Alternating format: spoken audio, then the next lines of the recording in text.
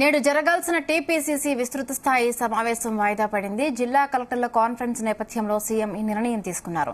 జనవరి మొదటి వారంలో టీపీసీసీ సమావేశాలు నిర్వహించాలని నిర్ణయం తీసుకుంటున్నట్లుగా వర్కింగ్ ప్రెసిడెంట్ మహేష్ కుమార్ గౌడ్ ఒక ప్రకటనలో పేర్కొన్నారు. ఈ మీటింగ్లో పార్లమెంటు ఎన్నికల అంశంపై చర్చించే ఛాన్స్ ఉంది. ఎన్నికల స్ట్రాటజీలు, ఎక్కువ ఎంపీ సీట్లు గెలిచేందుకు అమలు చేయాల్సిన కార్యక్రమాలపై ప్రణాళికను తయారు చేయనున్నారు. మండల, జిల్లా, రాష్ట్ర స్థాయిలో కాంగ్రెస్ నూతన కమిటీలను ఏర్పాటు చేయనున్నారు. దీంతో పాటు కొత్త డీసీసీలకు ప్రతిపాదనలను స్వీకరించనున్నారు. పార్టీ భవిష్యత్తు కార్యకలాపాలపై కూడా చర్చించనున్నారు.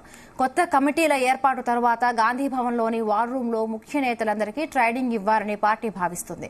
పార్లమెంటు ఎన్నికల్లో వ్యూహాలను వివరిస్తామని మహేష్ కుమార్ గౌడ్ స్పష్టం చేశారు.